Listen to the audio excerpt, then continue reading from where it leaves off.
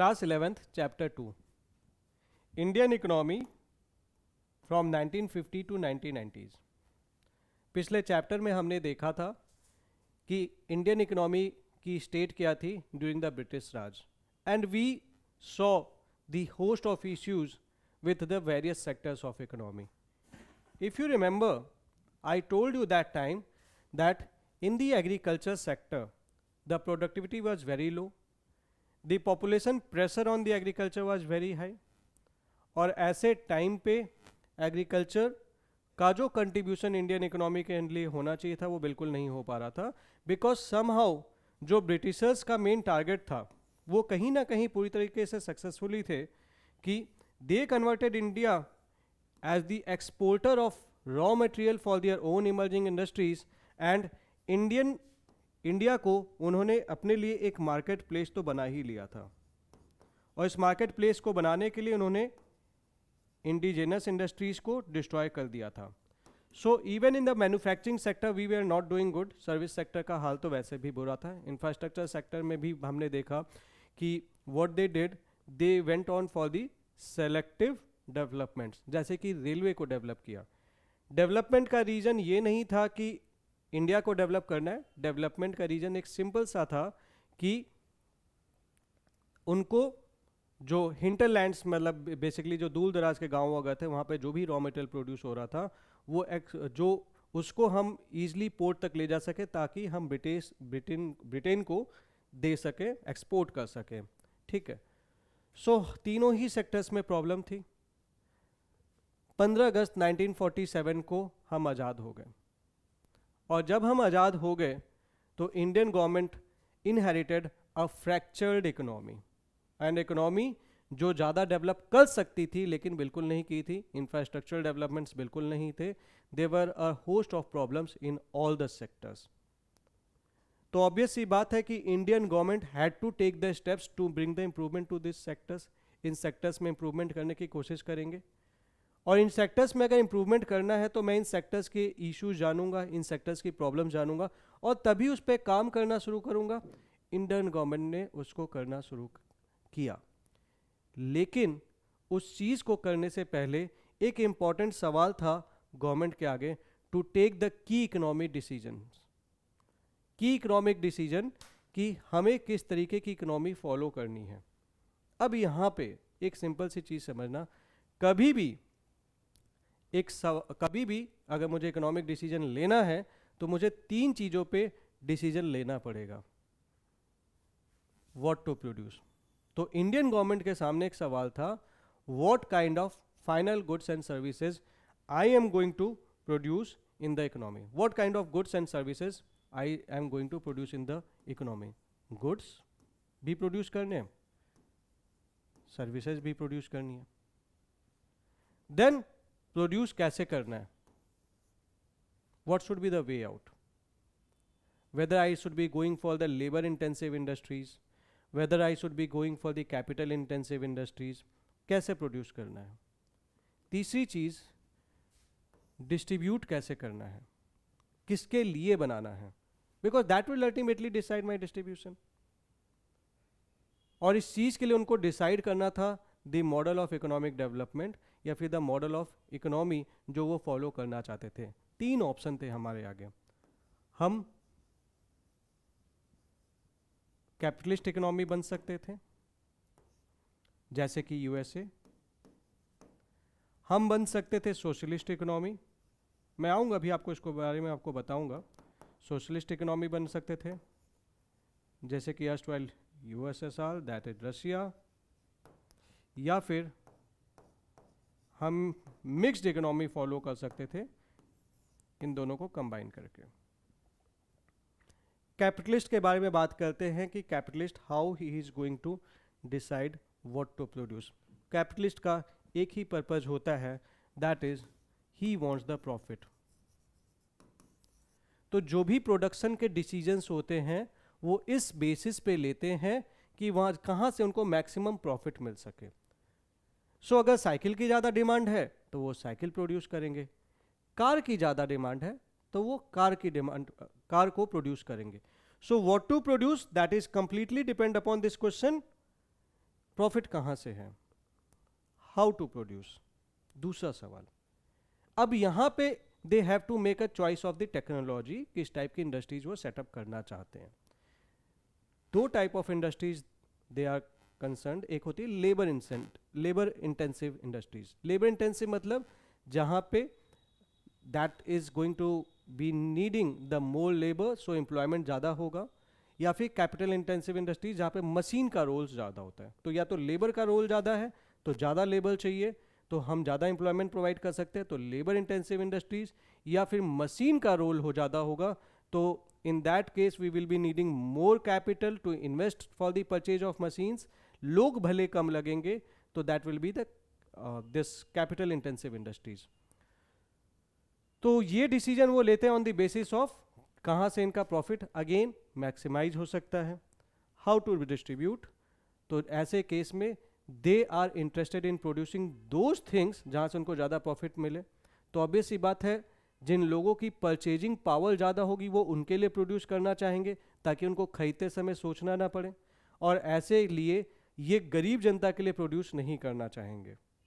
ठीक है, तो ऑब्वियस सी बात है ऐसे केस में इंडिया का जो उस टाइम पे स्टेट था that was not conducive for the Indian economy.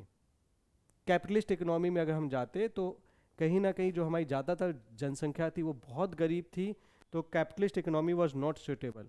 We needed a welfare type of economy जहाँ पे लोगों के बारे में सोचा जा रहा हो, ना कि कुछ फिक्स्ड क्लास ऑफ पीपल के बारे में। सो हमारे जो प्रधानमंत्री थे उस वक्त पंडित जवाहरलाल नेहरू, उन्होंने बोला नहीं ये तो हम नहीं फॉलो कर पाएंगे, this is not good for Indians.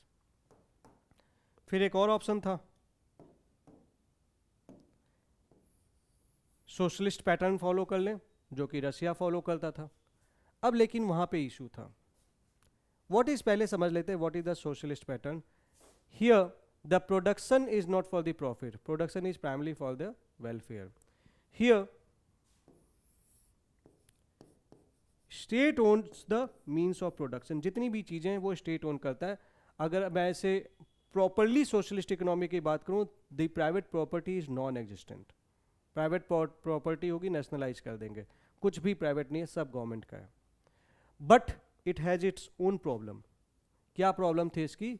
The problem of inefficiency. यहाँ पे प्रॉफिट चाहिए तो वो एफिशिएंसी पे काम करेंगे, यहाँ पे इनएफिशिएंसी की problem I.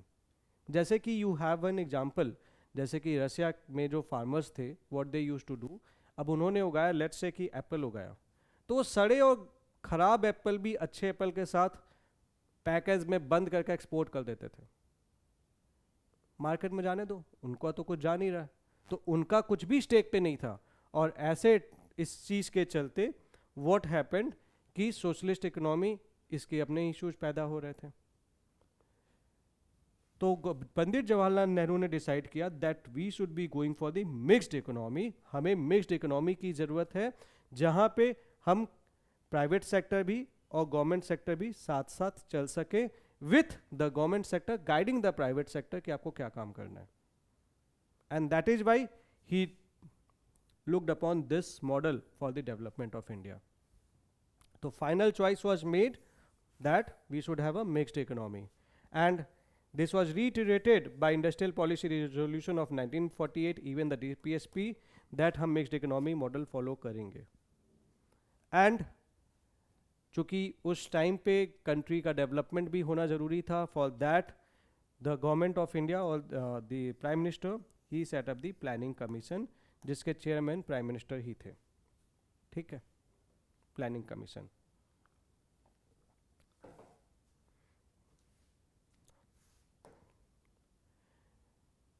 So before going to this, like the goal of the 5-year plans, let me tell you what is the plan.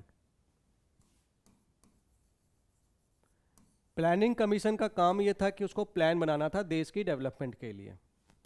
तो उन्होंने क्या किया कि उन्होंने अपने कुछ गोल्स डिसाइड किए। अब तुरंत चेंज एक साल में नहीं आता, इट टेक्स सम टाइम। तो उन्होंने एक टाइमलाइन सेट की कि that it should be 5 year. हम यहाँ से हम यहाँ तक का देखेंगे कि भैया कितना डेवलपमेंट हुआ, जो भी हमारी पॉलिसीज हैं उसका इफेक्ट कैसा है। एक साथ ही साथ इस चीज को भी डायरेक्शन देने के लिए they set up the perspective plan. Perspective plan was made for 20 years कि 20 साल बाद हम अपने आप को कहां देखते हैं, बट मीनवाइल 5 साल में हम कहां तक जाना चाहते हैं। So this was the plan, this was the perspective plan. Plan was functioning under the perspective plan, you can say long term vision, short term vision. इसको शॉर्टर कर दोगे तो 1 साल में हम कितना ग्रो किए, इसीलिए हम हर साल मेजर भी करते चलेंगे ताकि हम सेलेक्टिव इंप्रूवमेंट्स, रिक्वायर्ड इंप्रूवमेंट्स करते रह सकें। So government made the plan, और इसी चीज के लिए इसको कहते हैं, चूंकि ये 5 साल का प्लान था, that is known as 5 year plan. Coming next, तो अब 5 ईयर प्लान का गोल क्या था? तो 4 गोल्स की बात होती है। पहली चीज ग्रोथ, कि हमें अपनी इकोनॉमी को ग्रो करना है, we need to grow our economy. सीधी सी बात है कि अगर आप अपने देश का डेवलपमेंट चाहते हैं तो फिर आपको प्रोडक्शन आउटपुट बढ़ाना पड़ेगा। So we need to increase the output. अगर मैं आउटपुट की बात कर रहा हूं तो आउटपुट का क्या मतलब हुआ? आउटपुट किसकी बात कर रहा हूं? मैं बात कर रहा हूँ एग्रीकल्चर की, मैं बात कर रहा हूँ इंडस्ट्रीज की, मैं बात कर रहा हूँ सर्विसेज की। तो अगर मुझे आउटपुट बढ़ाना है तो मुझे एग्रीकल्चर में भी आउटपुट बढ़ाना है, यानी कि पहले मैं अगर 500 किलो उगा रहा था तो मुझे कम से कम 600 किलो तो उगाऊंगा, तभी तो मैं बोलूंगा that yes there is the growth, output तभी बढ़ेगा। इंडस्ट्रीज, अगर मैं $1 बिलियन का बिजनेस कर रहा हूं तो मुझे $1.5 बिलियन का बिजनेस करना है। सो इंडस्ट्रीज का भी फाइनल प्रोडक्ट, फाइनल जो आउटपुट है वो बढ़ रहा होगा। एंड देन दी सर्विसेज, अगर मैं सर्विसेज में काम कर रहा हूं तो फिर वहां पे भी जो फाइनल आउटपुट है वो बढ़े। So that was the target of the government कि कहीं ना कहीं हमें अपने इंडियन इकोनॉमी की ग्रोथ बेटर करनी है। आउटपुट मेजर करने का एक इंडिकेटर होता है GDP. What is GDP? It is the final monetary value of all the final goods and services that is produced in a country in a year. तो हम क्या करते कि हम हर साल का जीडीपी चेक करते, इस साल का हमारा जीडीपी इतना था और इसमें हमने नेक्स्ट ईयर इतना इंप्रूवमेंट किया है। अब मुझे जीडीपी को ग्रो करना है, जीडीपी बढ़ाना है, तो ऑब्वियस सी बात है मुझे एग्रीकल्चर सेक्टर में भी ग्रोथ करनी पड़ेगी, इंडस्ट्रियल सेक्टर में भी ग्रोथ करनी पड़ेगी, मुझे सर्विसेज सेक्टर में भी काम करना पड़ेगा। अब मैं ऐसे ही अंधाधुंध में आके नहीं बोल सकता ना मुझे जीडीपी बढ़ाना है। ऑब्वियस सी बात है I will be dividing that and then I will be working on the sectoral compositions, जो कि ये है आपका स्ट्रक्चरल कंपोजिशन और द सेक्टोरल कंपोजिशन, और इन सब में मुझे ग्रोथ करने की जरूरत है ताकि फाइनल मॉनेटरी वैल्यू हर जगह बढ़े। So that was one of the target अगर मुझे कंट्री को आगे लेके जाना है। Then we have the modernisation. अब मुझे मॉडर्नाइज भी करनी है, ग्रोथ के लिए मुझे अपनी इकोनॉमी को मॉडर्नाइज भी करना पड़ेगा, प्रोडक्टिविटी बढ़ानी पड़ेगी। So we adopted the new technology nearly everywhere possible in agriculture, in industries and in services sector. इसी adoption of technology को अगर मैं एग्रीकल्चर में बात करूं तो एक नाम आता है ग्रीन रिवॉल्यूशन का, जिसके बारे में हम थोड़ी देर बाद बात करेंगे, ठीक है। एंड एक चीज यहां पे समझना कि modernisation is not restricted to technology, it is the change in the social outlook also that women can also contribute. Women का डेवलपमेंट, विमेन की हेल्थ, विमेन की एजुकेशन, इस चीज में भी हमें चेंजेस आना है। So when I am talking about modernisation I am not restricting myself to the technology, I am also looking for the change at the social front. Then self reliance. अब किसी देश, कोई देश है, उसको develop करने के 2 तरीके हैं। एक तो वो अपने रिसोर्सेज को यूज कर ले, या फिर वो रिसोर्स को इंपोर्ट करे और डेवलप हो जाए। लेकिन जब कोई पर्टिकुलर देश किसी दूसरे देश से रिसोर्स इंपोर्ट करता रहता है तो इस देश का इन्फ्लुएंस बहुत ज़्यादा होता है इस देश की इकोनॉमी पे, और ऐसे केस में इनका कोई भी डिसीजन इनके पूरे देश को अफेक्ट करता है। तो इनकी अपने जो डिसीजंस होते हैं, ये अपने डिसीजंस इंडिपेंडेंटली नहीं ले सकते, तो इनकी जो सॉवरेनिटी होती है वो इम्पैक्टेड होती है। India understood this and that is why we thought कि हमें इसको फॉलो नहीं करना है, हम अपने ही रिसोर्सेज यूज करेंगे। And so that is why the focus of the first 7 5-year plan was using our own resources, and that is why हमने क्या किया, we went for the import substitution. मतलब कि जो विदेश से आने वाला गुड था उस पर कंट्रोल करना, उसको कोटा सेट कर देना, उस पर टैरिफ लगा देना, ताकि वो या तो अगर आ रहा है तो महंगा मिले तो लोग ना खरीदें, मार्केट खत्म। वही सेम चीज जो ब्रिटिशर्स ने हमारे साथ किया था, सेम चीज। ठीक है, तो मार्केट खत्म। और दूसरी बात, अपनी इंडस्ट्रीज को ग्रो करना, क्योंकि ऑब्वियस ही बात है अगर उनका जो गुड्स है वो हमारे यहाँ पे नहीं आएगा तो ऑब्वियस ये बात है हम अपने गुड्स, हमारी जो इंडस्ट्रीज होंगी उनको मौका मिलेगा, तो हमारी इंडस्ट्रीज उन गुड्स को बनाएंगी, लोगों को बना के देंगी। तो उसके चलते क्या होगा कि our industries will grow, they will be providing the employment, and when they will be providing the employment ultimately our economy will grow. ठीक है, so we went for the import substitution and then the equity. ठीक है, equity means अगर आप grow कर रहे हैं तो उस ग्रोथ की जो इफेक्ट है वो गरीब से गरीब जनता तक भी पहुंचे, क्योंकि they are the most vulnerable people. That is, उनको फूड भी मिले, उनको एजुकेशन भी मिले, उनको हेल्थ भी के लिए भी फैसिलिटीज मिले। सो 5 ईयर प्लान्स के ये 4 गोल्स थे, growth, modernisation, self reliance and equity, and they were working on it. ठीक है, एग्रीकल्चर की बात करते हैं। ग्रोथ, ब्रिटिश के टाइम पे तो there was no growth. Modernization, demodernize कर दिया उन्होंने, एग्जैक्टली देखा जाए तो। इक्विटी तो थी नहीं। ठीक है, so Indian government had to work on all the fronts, and for that, for the growth of agriculture, Indian government adopted the new technologies, and also they went for the land reforms.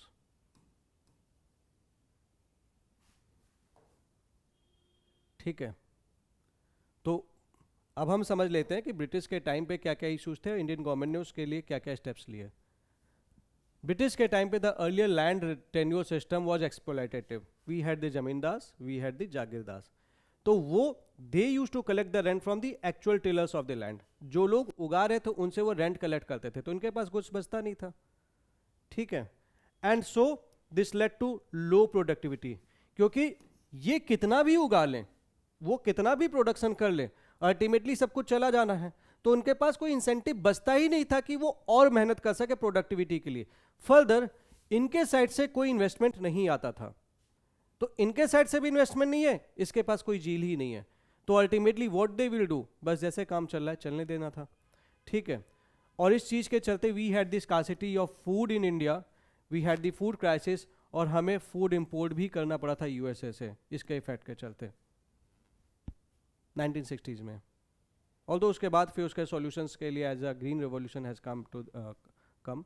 सो इस चीज के चलते there was the equity was needed, एक जरूरत थी कि हमें equity लाने की जरूरत थी। ठीक है, तो government of India responded with the land reforms, और इनके लैंड रिफॉर्म का सबसे जो मेजर पाइवट था that was they wanted to change the ownership of the land holding. क्यों, what are the reason?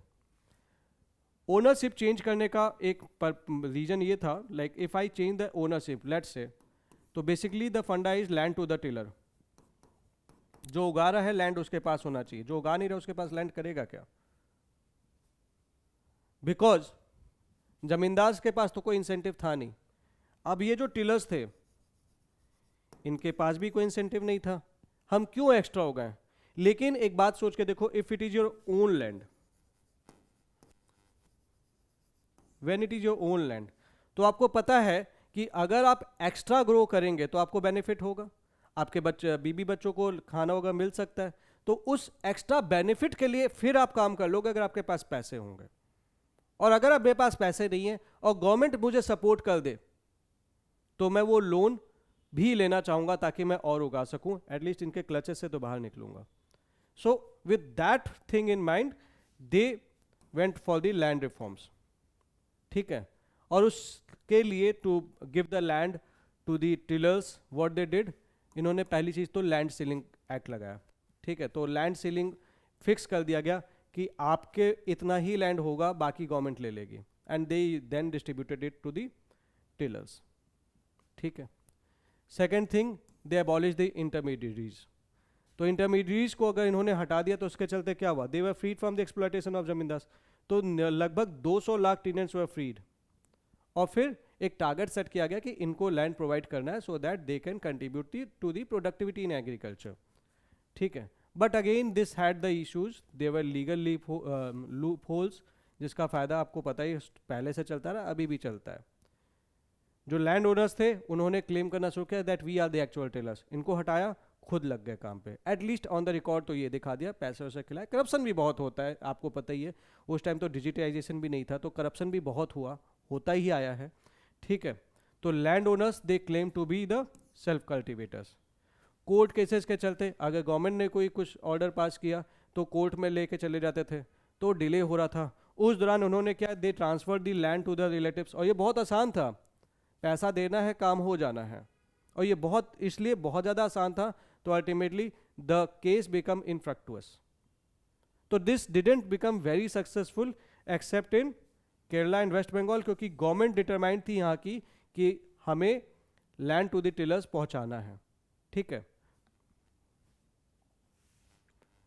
Then Indian agriculture के साथ एक और इशू था that it had the low productivity.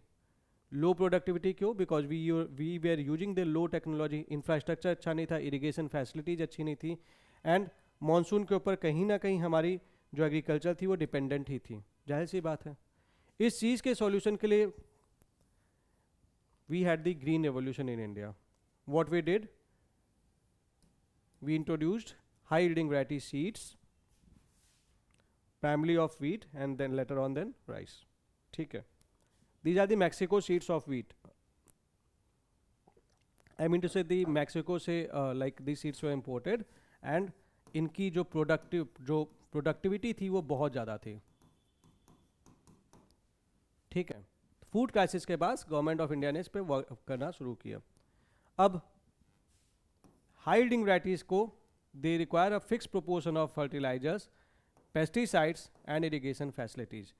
Fertilisers ताकि इनकी प्रोडक्टिविटी बनी रहे, पेस्टिसाइड्स बिकॉज एक नई जगह पे जब आप एक नई क्रॉप उगाते हैं तो ऑब्वियस ही बात है you are not resistant to the pests over there, और वो ये जल्दी खराब हो सकती थी, तो उसको प्रोटेक्ट भी करना था, तो they require the pesticide and definitely the irrigation facilities, sufficient water was also required. For this you needed the finance, and finance के चलते finance it created some issues. अगर फाइनेंस चाहिए इन चीज़ों के लिए तो ऑब्वियस ही बात है यू नीड द मनी, एक बैकअप होना चाहिए, कनेक्ट्स होने चाहिए, and this is one of the reason during the first phase of the green revolution the benefit was limited to the specific states only, वहाँ के रिच फार्मर्स के लिए। ठीक है, first phase between mid 60s to mid 70s, Punjab, Andhra Pradesh and Tamil Nadu, only these were the states which were benefited. Second phase में 1970s to mid 1980s, although this further spread. क्यों? क्योंकि अगर मुझे high yielding varieties वाले जो seeds use करने हैं तो जाहिर सी बात है, again I am repeating, fertiliser चाहिए, पेस्टिसाइड चाहिए, इरिगेशन चाहिए, इसके लिए चाहिए मुझे फाइनेंस। फाइनेंस सबके पास था नहीं, तो जिसके पास फाइनेंस था उसने उसका बेनिफिट उठाया, so they produce the surplus.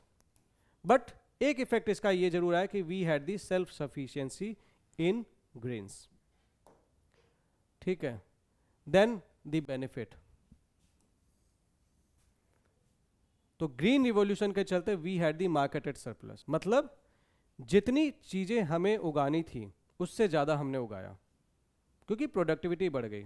जब प्रोडक्टिविटी हमारी बढ़ी तो हमारे पास एक्स्ट्रा फूड ग्रेन्स है, जो हमारे पास एक्स्ट्रा फूड ग्रेन्स पहुँचे वो पहुँचे मार्केट, तो मार्केट में सप्लाई बढ़ गई। मार्केट में जब चीज़ों की सप्लाई बढ़ती है तो ऑब्वियस सी बात है उसका प्राइस लो होता है, तो लो इनकम ग्रुप तक भी फूड ग्रेन्स एक्सेसिबल हो पाए। So that was good for our economy. Government of India ने भी एक काम किया that it maintained a stock for emergency, जो extra food grains available हुए उसका इन्होंने procure करके they maintained the stocks. तो green revolution ने इस तरह से हमारी इकोनॉमी को self sufficient बनाया in terms of food grains, कि अब वो वाली हालत नहीं होगी कि हमें US के पास जाना पड़ेगा और ये बोलना पड़ेगा please give me the food. ठीक है, but then there were issues. The disparity between small and large farmers that definitely increase. Large farmers के पास they had the capital, they had the money, तो ऑब्वियस ही बात है उनके पास अच्छा खासा एरिया है, उनके पास अच्छे खासे लोग हैं काम करने के लिए, तो डेफिनेटली ये ग्रीन रेवोल्यूशन का फ़ायदा ज़्यादा ले पाएंगे. और स्मॉल फार्मर्स, फाइनेंस का इशू है ही, ये इसको यूज भी नहीं कर पाएंगे ठीक से, तो इनके बीच में डिस्पैरिटी इट गॉट इंक्रीज. दूसरी चीज़ हाई यील्डिंग वैरायटीज़, इसके इश्यूज थे लाइक पेस्ट अटैक ईजी था इस पर, फर्टिलाइजर्स एंड इरिगेशन फैसिलिटीज़ भी चाहिए थी.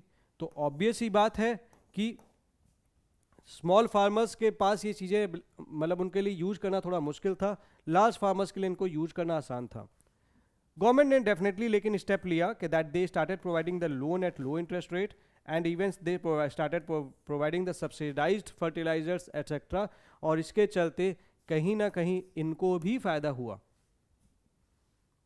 ये एक अच्छी बात थी गवर्नमेंट ऑफ इंडिया की कि उन्होंने स्टेप्स लिए तो इनको भी फ़ायदा हुआ. बट एनी हाउ डिस्पैरिटी तो बढ़नी थी, क्योंकि जब गवर्नमेंट स्टेप्स लेती है तो कई बार क्या होता है भाई इनके पास डॉक्यूमेंट्स नहीं है, इनके पास 4 चीज़ें नहीं है, तो ऑब्वियस सी बात है कि फिर उनको वो फैसिलिटीज़ नहीं प्रोवाइड कर पाते. बट इनके पास तो संसाधन अपने खुद के हैं ना, तो डिस्पैरिटी भी बढ़ी, बट बहुत सारे स्मॉल फार्मर्स को भी फ़ायदा हुआ.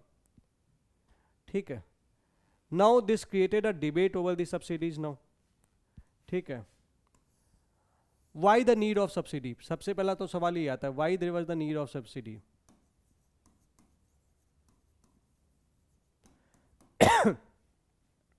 अब सब्सिडी 2 तरीके से ऑपरेट करती है, पहले तो यही समझ लो. लेट्स से किसी चीज का कॉस्ट है 100 रुपीज.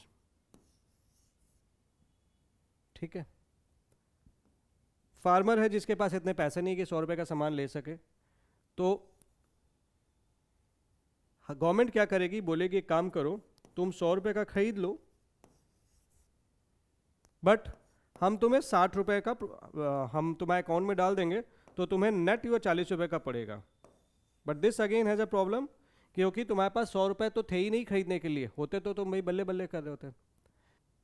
दूसरा सॉल्यूशन क्या था कि गवर्नमेंट ने 100 रुपए लगाए खुद के, यहाँ पे आप लगा रहे थे, यहाँ पे गवर्नमेंट लगाई, लेकिन आपको प्रोवाइड ही ये 40 रुपए में कर रही है. तो government of India they followed this. ठीक है. अब क्या होता है कि जब एक नई टेक्नोलॉजी आती है तो हमारे मन में डर होता है, यार हम नई टेक्नोलॉजी यूज कर रहे हैं, काम आएगा कि नहीं आएगा. जिनके पास पैसा है वो तो फिर भी रिस्क ले लेते हैं, लेकिन एग्रीकल्चर इटसेल्फ इज रिस्की. तो ऐसे केस में क्यों यूज करेंगे स्मॉल फार्मर्स इन नई वैरायटीज को, नई सीड्स को. तो ऐसे केस में गवर्नमेंट ने इसका एक सोल्यूशन निकाला, सब्सिडी, कि आपका रिस्क कम हो जाएगा. सब कुछ अच्छा चल रहा था, लेकिन अब सब्सिडीज कब तक कंटिन्यू करना चाहिए इस पे डिबेट्स हैं. इकोनॉमी, एक सेक्शन ऑफ इकोनॉमी ये कहता है, इकोनॉमिस्ट ये कहता है कि जो बेनिफिट है that is uneven of the subsidies. So disparities ये बढ़ाता है. दूसरी बात, ये जो सब्सिडीज है ये फर्टिलाइजर इंडस्ट्री को ज़्यादा फायदा करती है, क्योंकि उनको तो उनका पैसा मिल ही रहा है, तो they are producing in excess. Further ये चूंकि सस्ते में मिल जा रहा है, that also lead to the waste of resources इनके द्वारा. और ये देखा गया है, जहां जहां पे ग्रीन रेवोल्यूशन हुआ है वहां पे वेस्ट ऑफ रिसोर्सेज हुए हैं. तो it's better that V phase out the subsidies. दूसरा सेक्शन ऑफ इकोनॉमिस्ट ये कह रहा है कि फार्मिंग इटसेल्फ इज रिस्की, और फार्मिंग अगर रिस्की है तो ऐसे केस में अगर उनको ज्यादा पैसा लगाना पड़ेगा तो will they ever do that. So let's do one thing कि हम सब्सिडी नहीं हटाते हैं, लेकिन आपकी बात भी सही है, तो व्हाट वी कैन डू, जिनको जरूरत है केवल हम उनको देंगे, जो एक्चुअली गरीब है तो कुछ ऐसा कर लें जो एक्चुअली गरीब है उनको प्रोवाइड कर लें. But the problem is that again this is a problem. यहाँ पे एक प्रॉब्लम ये है कि जो उनको एक्चुअली जरूरत है उनके पास इतने कागजात होते ही नहीं कि उनको वो दे सके. That is again a problem. So ये डिबेट कंटिन्यूड है कि whether subsidies should be continued और नॉट, इररिस्पेक्टिव ऑफ कि गवर्नमेंट क्या स्टेप लेती है. ठीक है. सो एक चीज और जो इस चैप्टर में बताया गया कि हमारी जो इंडियन इकोनॉमी का structure, there are the structural issues in the Indian economy that shows the policy failure. Normally किसी भी कंट्री में डेवलपमेंट वाइज देखा गया है, जब we have the 3 sector, agriculture, industry and services sector. ठीक है. ये 3 सेक्टर हैं. Agriculture, industry and services sector. Now ये चीज़ इन जनरल देखी गई है with the passage of time. पहले एग्रीकल्चर सेक्टर में ज़्यादा कंट्रीब्यूशन भी होता है, पॉपुलेशन भी ज़्यादा होती है, but with the passage of time agriculture sector का जो कंट्रीब्यूशन है वो कम होता जाता है, और जो पॉपुलेशन है, कंट्रीब्यूशन एंड पॉपुलेशन, वो भी कम होता जाता है। बट और जो ये पॉपुलेशन का जो कंट्रीब्यूशन है, लाइक जितनी पॉपुलेशन इंगेज्ड है एग्रीकल्चर में, वो कम होता जाता है। So that is absorbed in manufacturing and services, यहाँ पे ही आ जाती है। बट इंडियन इकोनॉमी की मैं बात करूँ तो कंट्रीब्यूशन तो कम हुआ, लेकिन पॉपुलेशन लगभग उतना ही मेंटेन रहा एग्रीकल्चर सेक्टर में। क्यों हुआ ऐसा? Because manufacturing and services sector they were not able to absorb the excess workforce that were coming out of agriculture. So that is why वो agriculture में ही रह गए। तो this is the problem with the Indian economy. Contribution of agriculture कम हुआ, the population dependency अगर आप देखेंगे 67.5 थी 1950 में and 64.9 थी 1990s में। ठीक है, अब समझ लेते हैं इंडस्ट्री एंड ट्रेड के बारे में थोड़ा सा। एक चीज़ आपको मैं बता दूं, मतलब यू ऑल्सो नो दिस कि industries provide more stable employment than agriculture. ये बात नोन थी और 5 ईयर प्लान भी ये जानता था बहुत अच्छे से। एंड ब्रिटिशर्स के टाइम पे cotton textile, jute textile and iron and steel firm mainly Jamshedpur and Kolkata, this much of limited industries we had. ठीक है, प्राइमरीली मिले और थोड़ा बहुत शुगर वगैरह में भी हम काम कर रहे थे, but this was mainly the industries that were there in during the British rule. ठीक है, तो पॉलिसी मेकर्स के सामने क्वेश्चन था कि what should be the role of government in industries and what should be the role of private sector in industries. Government का क्या role होना चाहिए इंडस्ट्रीज की ग्रोथ में, प्राइवेट सेक्टर का क्या रोल होना चाहिए इंडस्ट्रीज की ग्रोथ में। अब प्राइवेट सेक्टर के पास कुछ और भी इश्यूज थे जो उनको कंसिडर करना था। पहली चीज, most of the time private sector के पास इतना सफिशिएंट कैपिटल नहीं होता है कि वो इन्वेस्ट कर सके, एटलीस्ट उस टाइम पे। अभी तो बहुत पैसा है, तो capital was an issue for them. Even if capital was not an issue, तो क्या मार्केट में एनफ डिमांड है? अब प्राइवेट सेक्टर काम करता है प्रॉफिट के लिए और मार्केट में डिमांड नहीं है, तो क्या वो उस पर काम करेगा? तो ये क्वेश्चन थे पॉलिसी मेकर्स के आगे। इसी चीज के सॉल्यूशन के लिए there was an industrial policy resolution of 1956 which is in fact the basis of second 5 year plan, PC Mahalanobis model भी कहते हैं इसे। ठीक है, तो इसने 3 कैटेगरीज ऑफ इंडस्ट्रीज को डिफाइन किया। एक जो एक्सक्लूसिवली एक इंडस्ट्रीज वो जहाँ पे स्टेट की मोनोपोली होगी, जैसे टेलीकम्युनिकेशन, रेलवेज, यहाँ पे स्टेट की मोनोपोली होगी, प्राइवेट सेक्टर का कोई रोल नहीं होगा। एक दूसरी जो यूनिट्स होंगी जहां पे state will have the sole responsibility of starting the new units, क्योंकि कैपिटल का जो कैपिटल है वो लग रहा था ज्यादा, तो स्टेट इसको स्टार्ट करेगा, but that will be manage by state and private sector together. ठीक है, so they will be playing the complementary role, initial investment from the government. आजकल उल्टा होता है। ठीक है, देन द प्राइवेट सेक्टर, कुछ इंडस्ट्री जो प्राइवेट सेक्टर अपने अकॉर्डिंग रन कर सकते हैं, but even there government maintain its control through the licence, through the system of licence leading to the licence राज। ठीक है, लाइसेंस किस चीज के लिए? लाइसेंस का सिंपल सा मतलब है कि अगर आपको कोई भी एक्टिविटी करनी है गवर्नमेंट ऑफ इंडिया से एक तरह से परमिशन लेनी पड़ेगी। It's a kind of permission, licence कहते हैं उसे टेक्निकल टर्म्स में। तो अगर आपको न्यू यूनिट्स खोलनी है तो आप गवर्नमेंट से लाइसेंस लोगे। अब अगर आपको बैकवर्ड रीजन में जाकर इंडस्ट्रीज खोलनी है, कंपनी खोलनी है, आपको लाइक एक सेटअप करना है यूनिट, तो आपको ईजिली आपको लाइसेंस मिल जाएगा। बट अगर आपको एक डेवलप जगह पे खोलना है तो लाइसेंस थोड़ा सा मुश्किल से मिलेगा। ऐसा गवर्नमेंट का करने का सिंपल सा रीजन ये था, because they wanted the regional disparity को वो कम करना चाहते थे। रीजनल डिस्पैरिटी को कम करना चाहते थे, रीजनल इक्विटी को वो बढ़ाना चाहते थे। ठीक है, so they wanted the licence, then the expending output भी अगर आपको बढ़ाना है, गवर्नमेंट ये भी कंट्रोल कर रही थी कि आप कितना आउटपुट बना सकते हो। यानी कि अगर आप 10 मैगी बना रहे हो तो आपको 10 से 11 बनाने नहीं है तो परमिशन लेनी पड़ेगी, नहीं तो उतना ही बनाना है, so that economy won't be collapsing. ऐसा ना हो कि they will be free flow of the goods और इतना गुड्स आ जाए कि प्राइसेस क्रैश कर जाए। इस चीज़ के लिए उन्होंने आउटपुट को भी एक्सपैंड करने से रोक रखा था, अपने कंट्रोल में रखा था। इवन आपको अगर एक नया प्रोडक्ट बनाना है तो भी परमिशन लेनी पड़ेगी, ठीक है, तो ये चीज भी थी। तो government somehow was completely controlling the economy. Private sector को भले लाइसेंस दे दिया, लेकिन प्राइवेट सेक्टर पूरी तरीके से इंडिपेंडेंटली फंक्शन नहीं कर पा रहा था। एक सॉल्यूशन और सोचा उन्होंने एम्प्लॉयमेंट वाली इश्यूज को रिजॉल्व करने के लिए कि let's go for the small scale industries. So there was a committee called the village and small scale industries committee और द कार्वे कमिटी। इन्होंने बोला कि स्मॉल स्केल इंडस्ट्रीज को प्रमोट किया जाए, ठीक है। उस टाइम पे for the small scale industry the limit was, अगर 5 लाख का इन्वेस्टमेंट है then that is a small scale industry, that was the maximum limit. And इसको ये इसलिए ग्रो करना चाहते थे because that is the labour intensive industry. So उनका पर्पज ये था कि लोगों को एम्प्लॉयमेंट मिले। So small scale industries was in favour of it, ठीक है।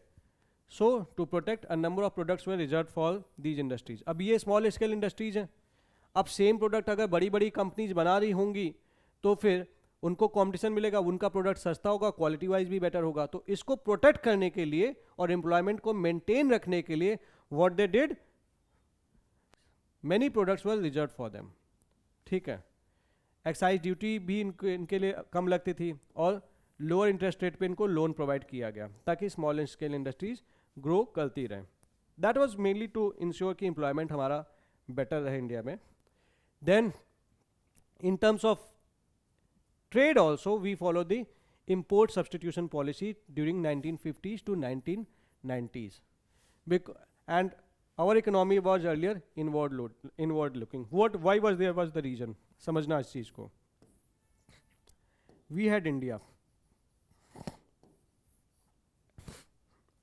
आजाद हुआ है, छोटी छोटी इंडस्ट्रीज ग्रो करना चाह रही हैं।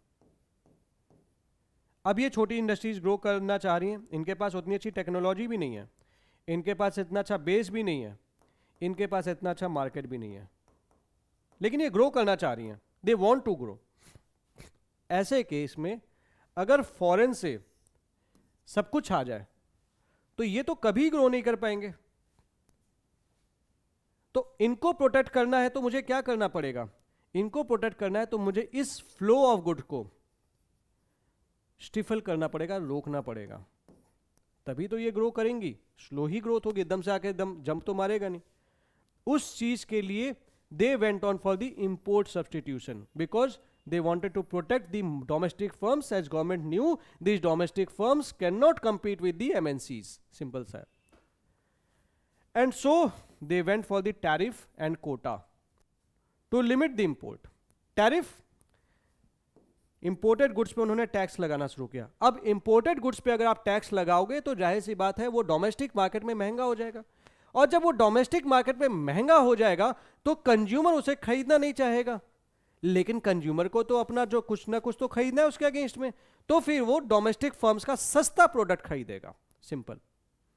Second thing is the quota, कि इतना ही आप इंपोर्ट कर इंडिया में इंपोर्ट कर सकते हो। इसके चलते क्या हुआ, they will be the scarcity of the products that are available from the foreign. तो स्कार्सिटी होगी तो भी प्रोडक्ट्स की प्राइसेस महंगी ही रहेंगी, और महंगी रहेंगी और कम भी अवेलेबल रहेंगी तो जाहिर सी बात है डोमेस्टिक इंडस्ट्रीज को फायदा होगा। So what now this, so government of India ने ये पॉलिसी इसलिए फॉलो की क्योंकि हमें अपनी डोमेस्टिक इंडस्ट्रीज को बचाना था। We were following the trade और the import substitution policies. Now coming to the policies, effect of the policies on the industrial development. Industrial sector की बात करूं तो दैट एक्चुअली डेवलप्ड, मतलब इसमें काफ़ी सुधार हुआ। 11.8% was the contribution of GDP 1950 to 51, 24.6 was in 1990 to 91, and 6% annual growth was seen in the industrial development. But again, it had its own issue. That is, there was continued mobilization of the public sector जो कि जरूरत नहीं थी। For example the telecommunication service, private sector भी इस पर काम कर सकता था, गवर्नमेंट ऑफ इंडिया को इनको प्राइवेट सेक्टर को भी देना चाहिए था, बट 1990s में भी दैट वाज मोनोपोलाइज्ड, एंड इसीलिए आपको अगर टेलीफोन कनेक्शन चाहिए था तो बहुत टाइम लगता था। इवन द ब्रेड भी बनाने नहीं देते थे, मॉडर्न ब्रेड, ठीक है। तो ब्रेड भी नहीं बनाने देते थे, there was monopoly in many industry जो कि अननेसेसरीली थी। देन इन चीज़ों के चलते क्या हुआ, और अब एक चीज़ समझना कि पब्लिक सेक्टर में profit is not the motive, बस चलता रहे, हमको सैलरी मिलती रहे, तो there was the loss to the public sector firms. But public sector firm को बंद करना आसान नहीं, बिकॉज बहुत सारे लोग अनएम्प्लॉयड हो जाएंगे तो उसको बंद नहीं करते हैं वो, तो वो लॉस कंटिन्यूड रहता है। तो गवर्नमेंट ऑफ इंडिया के ऊपर भी लॉसेज आने लगे, वो भी एक नुकसान था। लाइसेंस राज का मिसयूज तो होना ही था, जाहिर सी बात है, बड़े बड़े लोग आए, इन्होंने लाइसेंस ले लेते थे ताकि दूसरे को लाइसेंस ना मिले। अब दूसरे को लाइसेंस नहीं मिलेगा तो कंपटीशन स्टिफल होगा, कंपटीशन स्टिफल होगा तो मेरे प्रोडक्ट्स ही मार्केट में अवेलेबल होंगे, अब मेरे ही प्रोडक्ट्स मार्केट में अवेलेबल होंगे और चॉइस भी नहीं है कंज्यूमर के पास, तो मैं ख़राब क्वालिटी वाला ही बनाऊंगा, इंप्रूवमेंट करने की कोशिश नहीं करूंगा और प्राइसेस हाई रखूंगा। So there were the lack of choices for the consumers.